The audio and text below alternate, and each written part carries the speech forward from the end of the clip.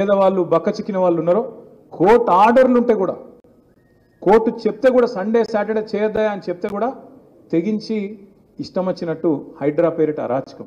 ఏమైంది హైడ్రా అరాచకంతో ఇయాల? దారుణాతి దారుణమైన పరిస్థితి. హైదరాబాద్లో, రంగారెడ్డిలో, వికారాబాద్లో, మేడ్చల్ జిల్లాలో రియల్ ఎస్టేట్ మీద ఆధారపడి ప్రతి ఊళ్ళే పల్లెటూళ్ళే కనీసం ఒక 50-100 మంది పిల్లలు ఉంటారు. కొంతమంది ఏజెంట్లుగా చేస్తారు, కొంతమంది ఇంకో పని చేసుకుంటారు. మొత్తానికి నిర్మాణ రంగం మీద ఆధారపడి ప్రతి ఊళ్ళే ఉంటారు. అదే హైదరాబాద్ పట్టణంలో కోవిడ్ అప్పుడు మేము చూసినాం, మేమే ఆశ్చర్యపోయినాం. ఒక్కొక్క లేబర్ క్యాంపుకు పోతే వేల మంది మన రాష్ట్ర పౌరులు ఉన్నారు, బయట రాష్ట్రాలలో ఇంకెక్కువ ఉన్నారు. వేల మంది, లక్షల మంది నిర్మాణ రంగం మీద ఆధారపడ్డోళ్ళు ఉన్నారు. పాపం వాళ్ళు హ్యాండ్ టు మౌత్, బట్టకు పొట్టకు తిప్పలు పడేటోళ్ళు, రోజు రెక్కాడితే కానీ డొక్కాడనోళ్ళు, వాళ్ళందరి కడుపు మీద కొట్టింది ఇవాళ కాంగ్రెస్ ప్రభుత్వం. రియల్ ఎస్టేట్ డమాల్ అన్నదని చెప్పి ఇవాళ నేనో మీరోజు ఎప్పుడో కాదు, మొత్తం రిపోర్ట్ల మీద రిపోర్ట్లు వస్తున్నాయి. బెంగళూరు మంచిగుంది, చెన్నై మంచిగుంది, ముంబై మంచిగుంది. ఇక్కడ చేతగాని ప్రభుత్వం వల్ల, చేతగాని ముఖ్యమంత్రి వల్ల, ఈయన నెగిటివ్ విధానాల వల్ల, నెగిటివ్ పాలిటిక్స్ వల్ల ఇవాళ హైదరాబాద్లో నిర్మాణ రంగం కుదేలైపోయింది. ఒక్క నిర్మాణ రంగం కుదేలైతే ఒక వాళ్ళకే తిప్పలు కాదు, దాని మీద ఆధారపడ్డ సిమెంటోడు, స్టీలోడు, ఇటుకల బట్టోడు, ప్రతి ఒక్కరు వాళ్ళందరూ ఆగమవుతారు. ఇలా మీరు చూడండి, హైడ్రా వల్ల అట్లా. ఇక మూసి 6 గ్యారంటీలు అంటాడు, 100 రోజులు అన్నాడు, ఇన్ని కథలు చెప్పిండ్రు. మొత్తం 420 హామీల list, SC declaration, ST declaration, BC declaration, యువత డిక్లరేషను, రైతు డిక్లరేషన్, ఇన్ని చెప్పిండ్రు. చెప్పి వాటికి వేటికి పైసలు లేవట, వాటికేమో లంక బిందెలు దొరుకుతలేవంట. కానీ మూసీకి మాత్రం పైసలు ఉంటాయంట. అవి కూడా ఎన్ని? 1,50,000 కోట్లు పెట్టి మూసీ కడతా అంటాడు రేవంత్ రెడ్డి గారు. ఎందుకయా మూసీతో మురిసే రైతులు ఎంతమంది, మూసీతో వచ్చే ఉద్యోగాలు ఎన్ని, ఇది అడిగితే సమాధానం చెప్పాడు. మూసి ఏం చేస్తావు? మూసి మేమే కట్టినాం కదా ఎస్టీపీలు మొత్తం, నువ్వేం చేస్తావు? కేవలం గోదావరి నీళ్లు తీసుకొచ్చి గండిపేటలో వస్తే మంచిగా కిందికి దబాయించి ఇయ్యొచ్చు కదా, మంచి స్వచ్ఛమైన నీళ్లు. ఎందుకు ఆగం చేస్తున్నావు? ఎందుకు ఇన్ని బతుకులను ఆగం చేస్తున్నావు, ఇల్లుగులో కొడుతున్నావు అంటే సమాధానం రాదు. వాళ్ళందరూ ఏడుస్తుంటే, బూతులు తిడుతుంటే వాళ్ళ మీద కేసులు పెడతారు. కడుపు మండినోడు బూతులు తిట్టక ఏం చేస్తారు? మరి మనం తిడుతున్నామా?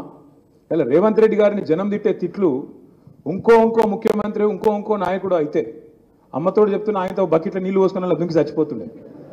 రేవంత్ రెడ్డి కాబట్టి నడిచిపోతున్నా అని దులుపుకొని పోతున్నాయి. అంటే ఇది ఒక్కటే కాదు, ఇప్పుడు అదే అన్న యాద్ చేస్తున్నాడు. హైదరాబాద్లోనే మూడు అరాచకాలు: హైడ్రా, మూసి, ఇప్పుడు మళ్ళీ నిన్న భూములు, హెచ్సియు మనం పెట్టిన ఏలన్లా. ఆ పిల్లలు, హైదరాబాద్ సెంట్రల్ యూనివర్సిటీ పిల్లలు, వాళ్ళు బయటికి వచ్చి లొల్లి పెట్టి మనల్ని రమ్మంటే కూడా మనం పోలే. ఎందుకంటే మనం పోతే ఏమంటాడు?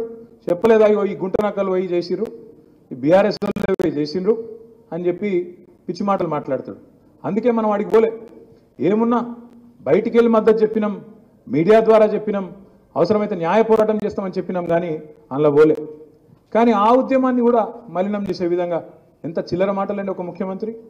ఆడ జింకలు లేవు, గుంటనక్కలు ఉన్నాయి అంటాడు. మరి ఆడ జింకలు ఉన్నాయా, ఏమున్నాయి? ఇప్పుడు చచ్చిపోతే ఒక్కొక్కటి బయటకు వస్తుంది.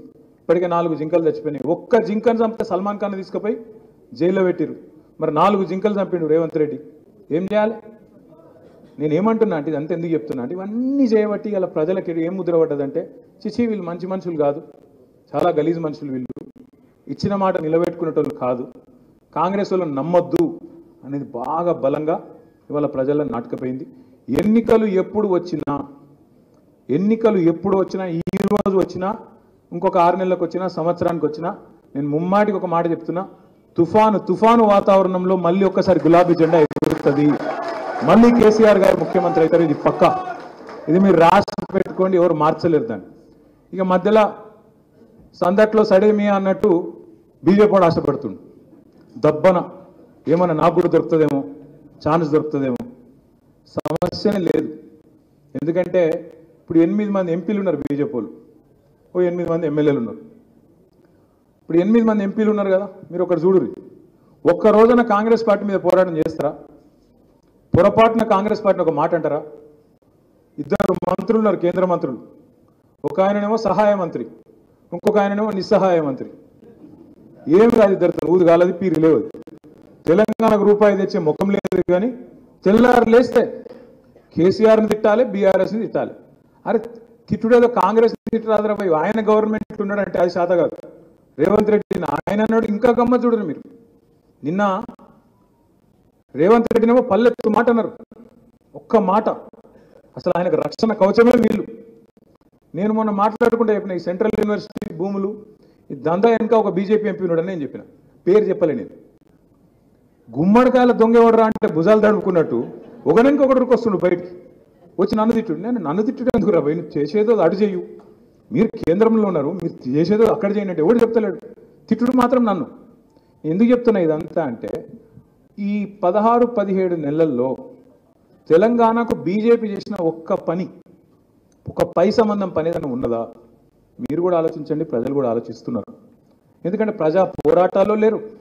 హైడ్రా బాధితుల దగ్గరికి వీళ్ళు పోయేది లేదు, మూసీ బాధితుల దగ్గరికి పోయేది లేదు, సెంట్రల్ యూనివర్సిటీ పిల్లల కోసం కొట్లాడేది లేదు, లగచర్లలో లంబాడ రైతులను జైల్లో పెడితే మాట్లాడరు, రేవంత్ రెడ్డి ఇచ్చిన హామీలు అమలు చేయకపోతే మాట్లాడరు. మరి బీజేపీ వాళ్ళని ప్రజలు ఎందుకు పట్టించుకోవాలి, ఎందుకు పట్టించుకుంటారు?